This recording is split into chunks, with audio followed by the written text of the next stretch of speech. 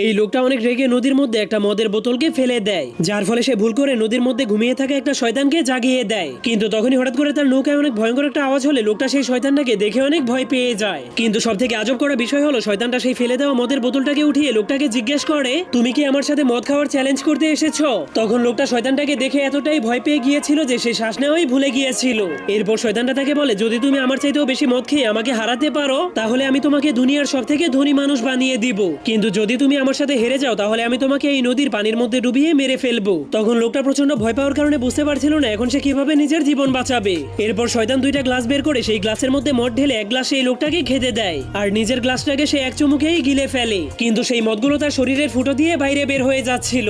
এজন্য শয়তানটা মজা করে বলতে শুরু করে, আমি মদ খেতে একদমই পছন্দ করি না। এরপর সে দেখতে পায় লোকটা এখনো খাওয়া শুরুই করেনি। এই জন্য সে লোকটাকে মদ খাওয়ানোর জন্য ভয় দেখাতে শুরু করে দেয়, যার কারণে লোকটা কোনো উপায় না পেয়ে নিজের জীবন বাঁচানোর জন্য পুরো গ্লাস